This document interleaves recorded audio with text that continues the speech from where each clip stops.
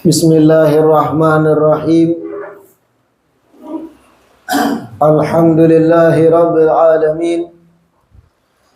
Wa bihi nasta'in ala umuri dunya waddin. Wassalatu wassalam ala sayyidil mursalin wa imamil muttaqin, sayyidina wa maulana Muhammadin wa ala alihi wa sahbihi ajma'in. Allahumma salli wa sallim ala sayyidina Muhammad, miftah babi rahmatillah adada ma fi ilmillah, salatan wa salaman daimaini bidawami mulkillah wa ala alihi wa sahbihi wa man walah, wa la hawla wa la quwata illa billah. Alhamdulillah, segala puji kembali dan selalu terhatur kehadirat Allah atas limpahan nikmat sehat, nikmat afiat, nikmat panjang umur kepada kita seberataan, sehingga diperjumpakan lagi di majelis ilmu kita ini, yang kita selalu berharap mudah-mudahan kegiatan majelis ilmu ini bujur-bujur membawa kita pada kebaikan-kebaikan akhirat.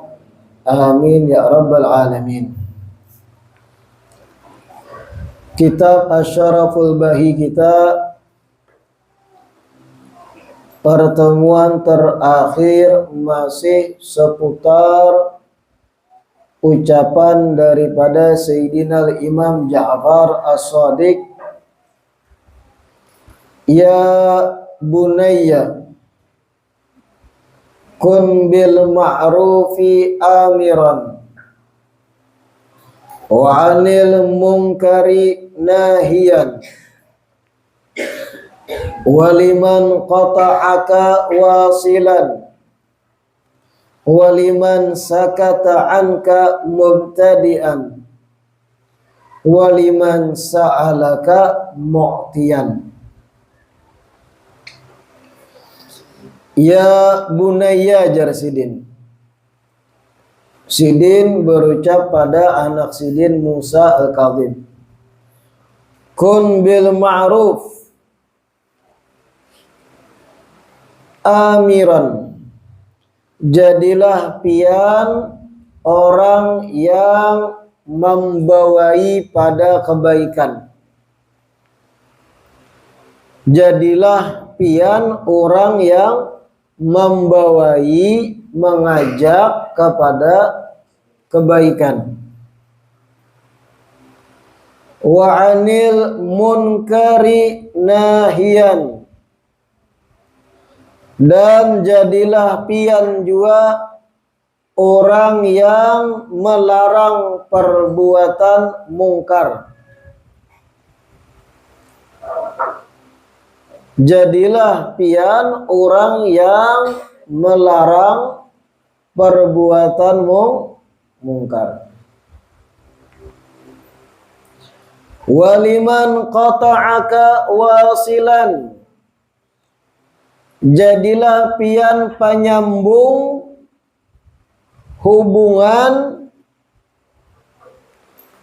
kepada yang memutus hubungan. Jadilah pian penyambung hubungan kepada yang memutus akan hubungan.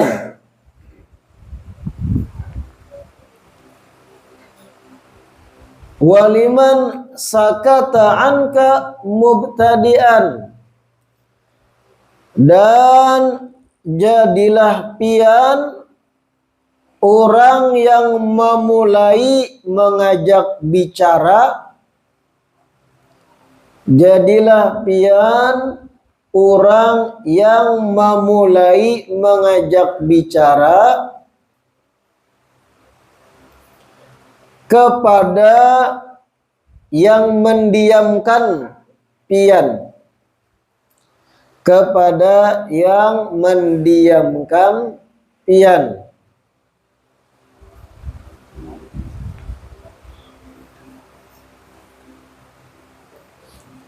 Waliman sa'alaka mu'tiyan. Jadilah pian orang yang memberi kepada yang meminta. Dan jadilah pian orang yang memberi kepada yang meminta. Sederhana terdengar nasihat Sidin ini sederhana. Artinya nasihat yang mungkin remeh terdengar. Tapi padahal di balik nasihat ini dahsyat. Pengaruhnya untuk urusan catatan amal kebaikan. Ujar Sidin, jadilah engkau orang yang membawai pada kebaikan.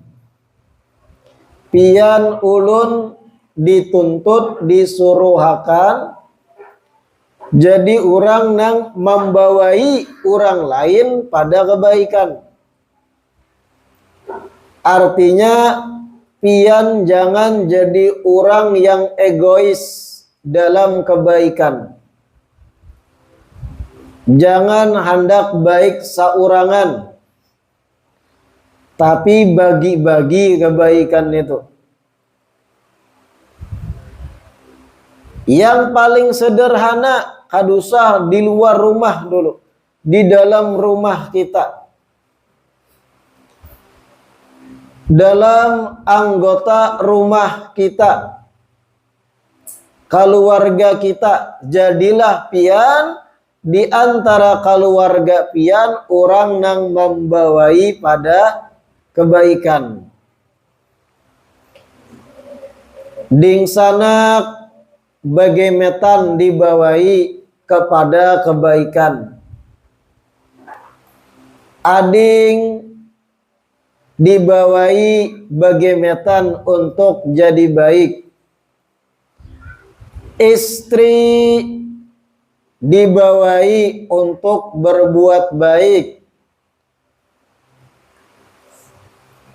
Paman dibawai untuk berbuat baik. Orang-orang yang dekat kita dulu fokus. Jangan hendak saurangan aja jadi baik. Tapi kebaikan tuh bagi-bagi, bawai yang lain. Contoh sederhana dalam rumah tangga. Ketika pian bangun subuh, azan subuh, fardu wajib bagi pian sholat subuh 2 rakaat. Ketika pian bangun andak sembahyang, bini masih teguring. Ini sederhana nih, membawai kebaikan yang sederhana. Bini teguring. Posisi pian saat itu banguni inya suruh sembahyang juga. Sederhana itu. Jangan dipusuti kasihannya uyu, biarnya guring. Nah, ini salah ada nih. Itu bukan sayang itu. Itu bukan kasih sayang. Nang laki simpun baudu betapi bekupiah siap salat subuh. Bini masih guring, kasihannya. Uyuh bemasak, uyuh betetapas. Aja guring jaikam. Ini suami kada pintar. Ini lain bentuk kasih sayang. Itu sama hanya pian seakan membiarkan inya menjajak bara api nang panas. Jajak ja kada apa-apa. Kasihan ikam jajak ja. Kurang lebih kayak itu konsepnya. Malihatakan inya meninggalkan sholat subuh. Apalagi kalau menguyak ilmu fikih. Kita bicara ilmu fikih lah. Ketika pian bangun subuh, azan, belum keluar waktu subuh, bangun pian. Ada orang sekitar pian ini sudah balik dan inya wajib sholat, pian lihatakan inya guring. Kada pian banguni subuh, oi basubuh. Kada ada ikhtiar membanguni inya sampai sadar. Pian nang sembahyang subuh sorangan. Oke, pian menggugurkan kewajiban, tapi pian pun dosa di situ. Ada kewajiban pian membanguni orang ini karena pian terbangun di waktu yang wajib untuk apalagi orang yang dekat lawan kita, rumah tangga, laki bini. Sama kayak itu juga bebiniannya. Nang istri bangun subuh, suami guring, kasihannya lakiku datang kalanis, begawi jauh kan. Kasihannya lakiku habis manurih seharian. Kasihannya lakiku mau unjun wara. Dolan. Sorangan nang istri sholat subuh, dibiarkan laki ini sampai jam 9 hanya maka bangun. Ini salah juga. Kasih sayang pian terhadap pasangan bukan kayak itu, melihatakan inya guring. Bangun nih. Sauyuh-uyuhnya inya banguni satu mat barang baudu salat 2 rakaat, kalau kada kuat guring baksa. Tapi gawinang fardu dulu itu barang. Makanya Pak Oduan jangan jauh-jauh pada kamar. Ya kalaupun di belakang WC jangan terlalu kadap benar juga. Kadang ada was-was setan. Hantu biasanya. Ayo. Kada jadiin ya. Nyaraki. Kita nyaman, wah inilah. Kita nih modern nyaman, masing-masing basic WC. Bayangkan orang bahari nang WC-nya di sungai. Nang rumah-rumah bahari. Kita kada menemui, Bang. Mungkin di dusun-dusun masih ada. WC-nya di mana? Sungai. 100 meter mulai rumah jarak. Mana subuh kadap, balistrik kada. Kayak apa sembahyang subuh? Ke sungai, bahari baudu. Belum lagi mohon maaf nang suami istri malam. Mandi wajib subuh-subuh ke sungai. Tapi tegawi mereka orang bahari. Sembahyang subuh rajin, sehat-sehat. Kita WC sudah di rumah. Lampu sing tarangan, pindah ngantuk, olah kopi lu setumat, kawa aja setumat. Kada uyuh lagi menjarang banyu, ada aja alatnya. Tinggal seduh kopi, nyarak mata, sembahyang, nyaman. Iya ngalih benar sembahyang subuh kita masih. Baca ramin bang, lawan nang bahari-bahari nang baudu ka sungai itu ya Pak.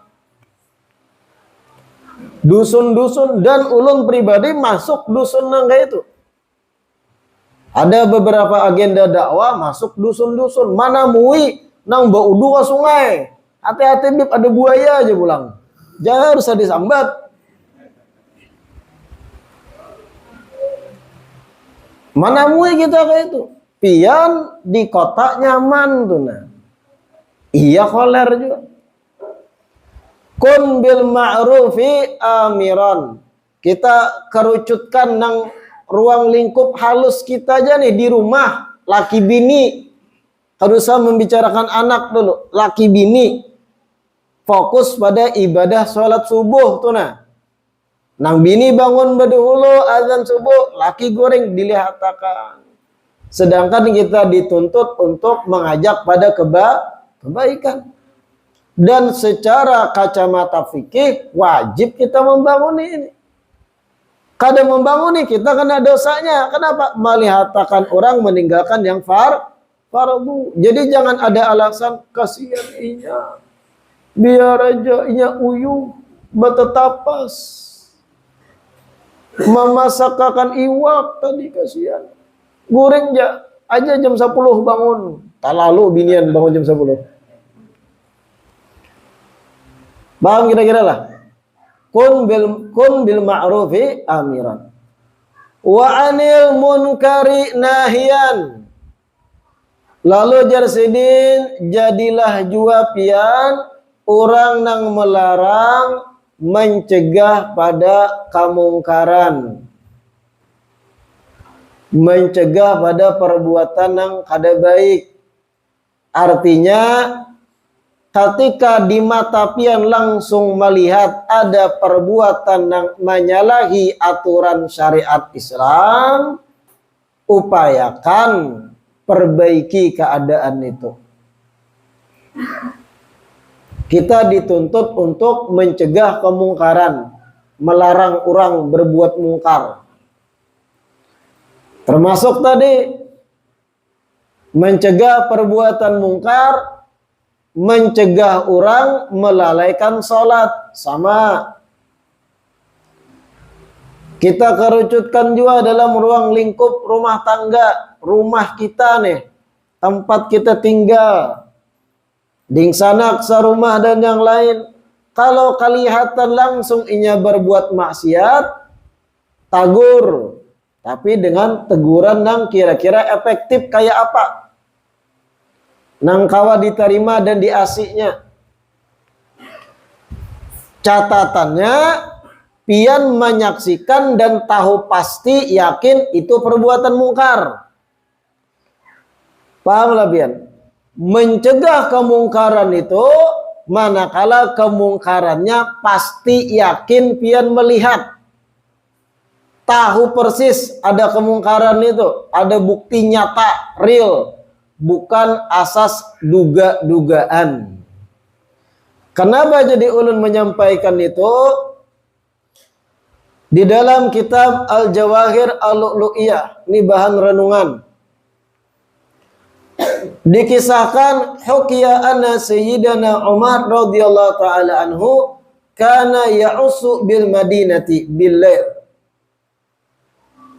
Yahrusun nas wa yakshifu ahlar ribati. Dikisahkan riwayat Sayyidina Umar, Amirul Mukminin, Umar bin Khattab, sahabat Nabi yang tegas, disiplin. Saat Sayyidina Umar menjabat sebagai khalifah, artinya Rasulullah wafat, Sayyidina Abu Bakar wafat. Zaman Sayyidina Umar jadi khalifah. Suatu malam Sayyidina Umar berkeliling mengelilingi Madinah. Ini ibarat posisi Sidin itu presiden. Tapi Sidin langsung monitoring, terjun ke lapangan melihati keadaan umat. Malam-malam. Wa yakshif ahlar riba. Tujuan Sidin menjaga orang, yahrusun nas, dan melihat-lihat kalau pina di Madinah ada yang berbuat mungkar, maksiat. Karena Sidin takutan ditakuni hari kiamat. Kenapa dilihatakan sedangkan Sidin pemimpin? Fasami'a sauta rajulin fi baitin yataqayya'u.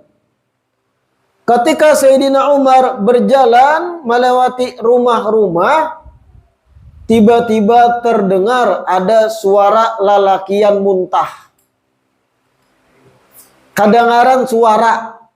Sayyidina Umar mendengar ada suara lakian lakian itu dalam rumah. Sayyidina Umar di jalanan mendengar suara lakian muntah. Gitu. Jelas saja suara orang muntah kan? Kemudian fatasawwara alaihi fawajadahu wa indahu imra'atun wa khamrun. Sayyidina Umar mendengar ada lakian muntah. Fatasawwara alaihi, pagar rumah sumber suara muntah dinaiki Sayyidina Umar. Suara lakian muntah. Sayyidina Umar curiga, ini pasti muntah gara-gara mabuk. Karena bahari ciri-ciri orang mabuk itu muntah. Beda bang khamar bahari lawan ini. Sama memabukkan haram, tapi beda. Terkadang mabuknya orang Arab tuh sampai muntah tuh nah. Mendengar suara muntah, langsung Sayyidina Umar meloncati pagar rumah tadi, dan ternyata memang orang yang lagi muntah tadi dikawani seikung bebinian dan ada sebotol khamr, minuman keras. Biniannya sewaan. Artinya lain istrinya, lain sewaan. Lalu Sayyidina Umar melihat. Ujar Sayyidina Umar, "Ya adu Allah, adhananta anna Allah yasturuka wa anta ala ma'siyatih." Hei musuh Allah, ujar Sayyidina Umar. Lawan orang mabuk tadi yang dikawani binian. Hei musuh Allah, ujar Sayyidina Umar. Apakah engkau mengira engkau akan ditutupi oleh Allah sedangkan engkau berbuat maksiat? Pasti terbongkar maksiat kamu, ujar Sayyidina Umar. Lalu berkata orang nang mabuk setengah siuman nih, "Ya Amirul Mukminin, la ta'jal." Wahai pimpinan orang beriman, khalifah kami, la ta'jal, hadang dahulu, ujarnya. Yang mabuk nih Bapander, tunggu dulu hadang. Fa in kuntu asaitullaha fi wahidatin faqad asaitahu anta ala thalath. Bujurai ulun bermaksiat kepada Allah, mabuk lawan main binian nih. Ulun nih maksiat sebuting ini, tapi pian ini saat ini menggawi 3 maksiat banyak pada ulun. Wah, orang mabuk harap menjawab. Ayo. Bujurai ulun maksiat mabuk ulun nah main binian. Sebuting ini maksiat ulun, pian 3 banyak pada ulun jarang mabuk. Mendengar Sayyidina Umar, "Wa mahunna?" Apa 3 dosaku, jar Sayyidina Umar. Jar orang mabuk, ini pintar rupanya si mabuk nilai. Ujar orang mabuk, pertama, tajassasta wa qad qala Allah Ta'ala wa la tajassasu. Dosa pian yang pertama, wahai Sayyidina Umar, pian memata-matai ulun. Sedangkan Allah dalam Al-Quran berfirman, wala tajassasu, jangan kalian memata-matai orang lain. Artinya pian itu memata-matai ulun. Melihat langsung ulun mabuk kada, melihat langsung ulun main binian kada, sekadar curiga wara karena mendengar ulun lagi muntah. Dan suara muntah itu kemungkinannya banyak. Mungkin muntah makan durian kebanyakan, atau muntah gara-gara banyak minum teh, atau muntah karena inya datang perjalanan lalu mabuk. Pian nang memata-matai ulun atas dasar mendengar suara ulun muntah aja, langsung memata-matai dan langsung masuk rumah ulun. Itu dosa pertama pian. Pian memata-matai ulun. Yang kedua, ujar orang mabuk, wa ataital buyuta min duhuriha. Pian datang ke rumah ulun, privasi tempat tinggal ulun, kada melalui lawang, meluncat. Sedangkan Allah memerintahkan kita mendatangi rumah itu min abwabiha, fa'tul buyuta min abwabiha, dari pintunya, katuk dahulu. Kada boleh sing loncat ke rumah orang. Itu dosa pian kedua. Masuk ke rumah privasi ulun, kada melalui lawangnya, meloncati pagar. Itu yang kedua dosa pian jadinya. Yang ketiga, wa dakhalta ghaira baitika min ghairi an tasta'dzina wa tusallim. Wa qad amaranallahu bidzalik. Yang ketiga dosa pian, pian masuk ke dalam rumah yang mana itu lain rumah pian tanpa izin, dan kada mengucap salam terlebih dahulu. 3 dosa pian, ulun sebuting mabuk, main binian, pian 3 jarang mabuk. Kira-kira amun pian jadi Sayyidina Umar mendengar jawaban kayak itu apa nang pian gawe? Banyak pandar nih, tampar nih. Tuh kita. Ya ada. Sudah salah macam-macam bapandar. Nyata-nyata ikam nang mabuk, ikam nang mang binian, dipadakan aku banyak lagi dosa tampar nih. Kita. Ya ada. Sayyidina Umar kada. Mendengar penjelasan yang memang benar adanya, apa jar Sayyidina Umar? Jar Sayyidina Umar, sodakta. Bujur nang ikam sampaikan, aku salah. Wastaghfir lana, tolong mintakan ampun pada Allah gasan pian dan gasan ulun. Mari kita sama-sama istighfar, jar Sayyidina Umar. Ayo. Sidini presiden nih. Khalifah. Dan nang nyata jelas salah dulu nang mabuk. Mabuk main binian pulang. Tapi sidin insaf. Arti insaf ini sadar diri. Rahimallahu imra'an arafa qadra nafsihi. Allah tuh sayang kepada seorang hamba yang inya sadar diri akan kedudukannya. Sadar Sayyidina Umar, salah memang. 3 hal tuh akurat. Salah berataan. Sayyidina Umar atas dasar curiga wara, memang bujur bang kecurigaannya. Tapi atas dasar curiga kada boleh memata-matai. Belum ada bukti nang pas, kuat. Yang kedua, kada lewat lawang masuk rumah orang. Yang ketiga, kada mengucap salam, kada minta izin masuk privasi orang. Sodak tak bujur ikam di Sayyidina Umar. Istaghfir lana. Sudah berucap ke itu, merendah pulang Sayyidina Umar. Tolong mintakan ampun pada Allah. Artinya maafkan aku salah masuk rumah ikam. Faqala, orang mabuk pun menjawab lagi. Ghafarallahu lana walaka ya amiral mu'minin. Mudahan Allah mengampuni pian dan ulun wahai khalifah. Wah, harap orang mabuk. Lalu Sayyidina Umar berucap, hal indaka min khairin in afautu anka? Ujar Sayyidina Umar, apakah ikam berjanji akan berbuat baik setelah aku maafkan ikam?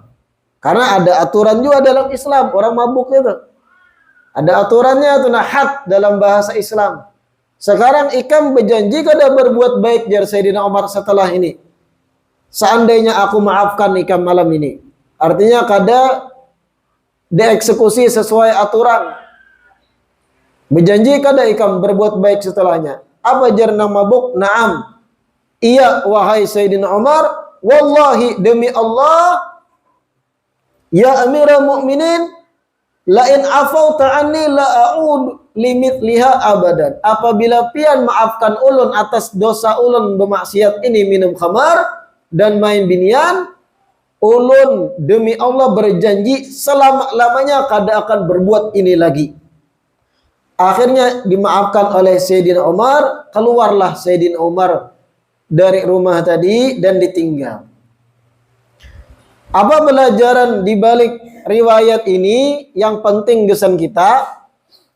Merubah kemungkaran itu bukan atas dasar duga-dugaan. Apalagi kita nih lain aparat. Bukan orang-orang yang bekerja sebagai penegak hukum. Artinya pian atas dasar duga-dugaan wara. Aku curiga na rumah nang di ujung tuh pinarami di situ malam ada nang tatawaan. Hajin tuh tempat untuk berzina. Wah, bahaya jangan. Kembali kepada yang kita sampaikan sebelum-sebelumnya, taghaful. Jangan mengurusi sesuatu yang belum pasti. Fokus pada ampun kita aja, urusan kita baik kada sudah. Lain kalau nampak, beristilah inya berzina di pelataran rumahnya, berataan melihat. Nah itu kan awal lagi, oh mungkin inya khilaf. Oh ini laporkan. Itu nampak sudah, bukan duga-dugaan lagi. Kelihatan inya berdua. kayak kambing di muka rumah. Tuh nggak ada. Ini nang kada kelihatan. Nang masih duga-dugaan. Jangan pian kemudian memata-matai fudul yang kita bahas semalam, menggaduhi urusan orang. Sayyidina Umar mengakui Sayyidina salah. Karena sekedar mendengar suara orang muntah, nah jadi Sayyidina Hajin mabuk nih, beluncat ke pagar rumah orang. Bujur mabuk memang salah orang tuh. Sayyidina Umar pun salah dalam posisi itu. Kenapa? Masuk rumah orang kada izin. Memata-matai orang, kada mengucap salam, masuk rumah kada lewat lawang pulang. Rumah orang lain rumah seorang. Nah itu. Gara-gara memata-matai. Kira-kira paham telah?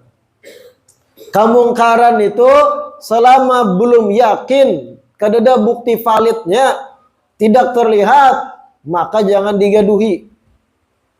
Apalagi jar ulun pian bukan aparat. Banyak hal-hal yang harus kita pikirkan masih. Urusan kita seorang benar. Pian lain detektif, tenang. Jangan mahaya jadi detektif lain. Waliman qata'aka wasilan. Nah ini nasihat sederhana tapi penting. Jadilah pian ujar Sidin orang yang menyambung hubungan kepada orang yang memutus hubungan. Kayak apa maksudnya? Pian baisi kerabat. Sapupu 2 kali kah? Sapupu sekali kah? Tapahual pian lawan kerabat ini. Lalu tapahual si kerabat pian ini kada lagi menagur pian. Kada mahawil lagi. Setiap tetamu berpapasan, behini punya masam hamuhaw lang. Kada ada ekspresi nang bahagia ketika bertamu kita. Inya memutus silaturahim lawan kita. Padahal kerabat. Jadilah pian orang nang pertama menyambung. Nang kaya itu jangan pian balas dengan sikap yang sama. Woi kamu kada nagur aku kah? Aku yang kada nagur. Sampai kiamat gitu ara. Wow, sombong bener. Kada mau menagur aku. Kesa kada kenal tetamu di pasar. Raya aku menagurinya lagi. Nah, amun kayak ini terus putus silaturahim, sedangkan pian kerabat dan orang yang memutus tali rahim mal'un, orang yang dilaknat, naudzubillah min. Orang yang kayak itu karakternya lawan kerabat sendiri, kada bertaguran, putus silaturahim, jangan harap hidupnya berkah. Jangan harap berkah hidupnya.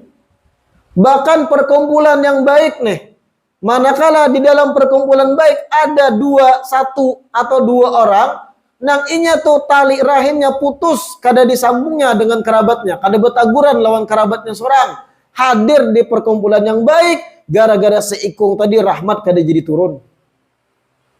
Bahayanya orang yang memutus silaturahim. Ingat, silaturahim itu hubungan kekerabatan. Paman, acil, sepupuan, dan yang lain. Yang ada tali rahim lawan pian. Itu penggunaan kata silaturahim dalam agama. Adapun yang hubungan sekedar berkawanan, itu bahasanya bukan silaturahim. Cuman bahasa Indonesia dipakai juga silaturahim, lebih umum. Kalau bahasa agama, silaturahim itu lebih spesifik, terarah kepada hubungan kekerabatan. Pian, tapahua lawan marina, kada betaguran, itu memutus silaturahim, mal'un, terlaknat kayak itu. Ketika orang memutus silaturahim lawan pian, sedangkan inya kerabat pian, jadilah pian ujar Sidin, wasilan orang yang menyambung, bakalah. Setan pasti mahabui pian. Supan bapak ikam nang badahulu menagur. Uyuh ikam setan tuh. Pernah lah pian menamui yang kayak itu. Ketika pian bakalahi lawan orang, lalu dihabui setan, dibisik-bisik. Paraya minta maaf kalau bisa dimaafkan. Biar dia masuk nerakanya. Wah. Bapak, ikam tagur, ikam disambatinya semalam berusah. Paraya, lihatakan. Dunia ini tidak terhenti ketika inya tidak menegurmu. Wah, setan. Harap. Lawan nangka itu tuh. Mulai pian menyambung lagi. Beristilah ke rumahnya. Biar diranguti ada papa hari pertama. Bawakan apel, buahan. Nah, mang gesan pian. Ulun ada kelebihan rezeki. Sambil merangutnya. Hah? Wah. Biar. Terus pian. Itu setan sarik lawan pian. Ada di habuinya. Randahnya Pak Ikam. Dijajak orang akunnya Ikam nih. Peraya ya setan. Tatak ulah kalong ya setan. Paham kan? Akhirnya kalau pian terus kayak itu bakalah memberi hadiah, mendatangi ini lunak. Dan pahala terbesar pian yang memperoleh. Kenapa? Pian yang memulai memperbaiki hubungan rahim. Berat ini. Memang berat, tapi ganal pahalanya. Waliman sakata anka mubtadi'an. Sama. Jadilah pian yang memulai bepandir terhadap orang yang mendiamakan pian. Orang kada mau lagi bepandir pian karena sarik, takalahi. Dan ini lebih umum, bukan cuma rahim, kekerabatan, kawan, rekan bisnis, tetangga. Kada betaguran. Gara-gara apa? Kada betaguran lawan tetangga. Gara-gara daun pohon rambutan masuk ke halaman, gintuara. Kada betaguran, bepanas-panasan. 5 tahun, kada beketahuan. Jadilah pian yang memulai bepandir pada dahulu. Assalamualaikum, Cil, apa kabar? Hah? Biar esok pulang. Selamat pagi. Good morning. Semoga pian sehat-sehat aja. Ini sedikit ada kue. Tetap terus mulai bepandir pada hulu dan itu lebih besar pahalanya. Setan sarik lawan pian pasti. Terus memulai bepandir pada orang yang memutus bepandir lawan pian. Waliman sa'alaka mu'tiyan. Jadilah pian orang yang ketujuh memberi pada orang yang meminta. Lebih-lebih yang meminta ni kada mampu. Ulama salaf itu dikisahkan ketika ada fakir miskin, pengemis datang minta-minta. Ulama salaf nih, orang soleh barik melihat ada orang miskin minta-minta kasidin. Apa cara memandang orang soleh terhadap orang yang meminta-minta? Orang soleh itu berucap marhaban biman yahmilu zadi ilal akhirah. Selamat datang kepada orang yang akan membawakan bekalku kepada akhirat. Kayak itu sambutan pada pengemis. Selamat datang wahai orang yang akan menyampaikan bekal amaku pada akhirat. Kita menunjuki duit lawan yang minta-minta, seakan-akan yang meminta ini akan membawakan bekal itu gesan kita di akhir.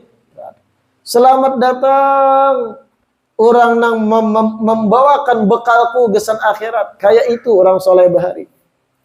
Setiap bertemu pengemis, selamat datang. Kawalah pian gitu. Saikong hari ini datang, pian selamat datang yang membawakan bekalku untuk akhirat. Esok 20 datang. Karena akhir zaman ini sulit. Terkadang jadi bisnis.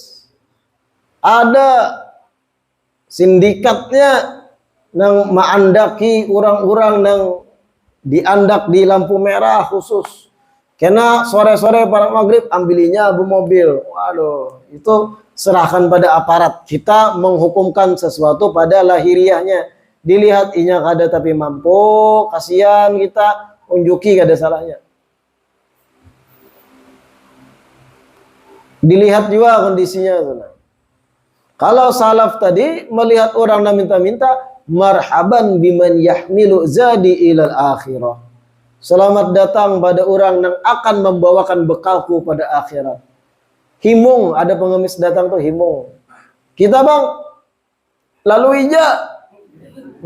Ya. Memang berat. Padahal bisa jadi ujian Allah.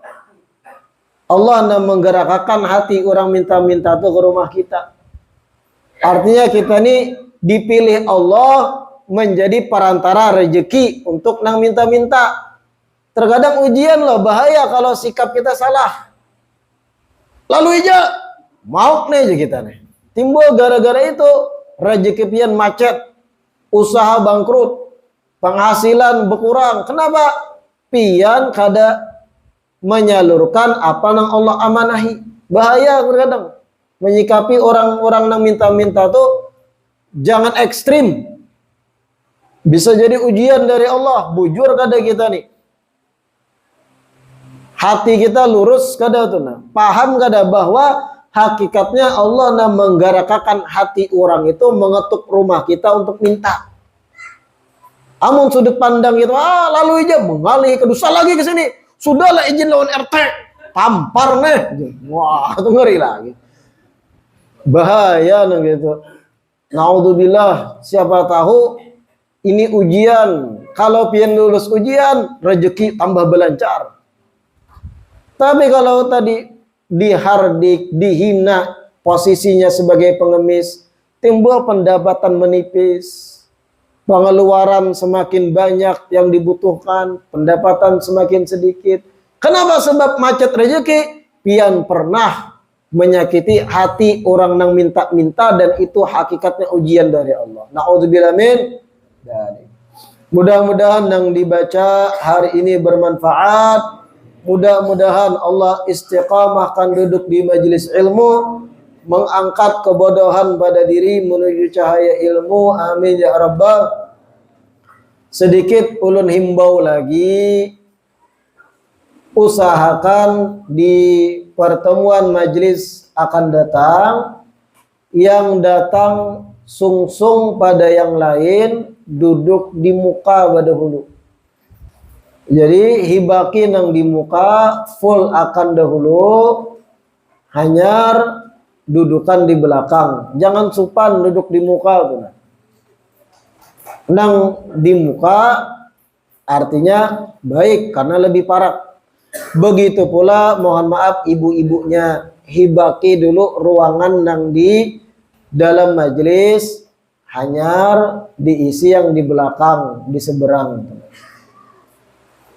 Hibaki nang di muka dahulu, hanya di seberang. Wallahu a'lam.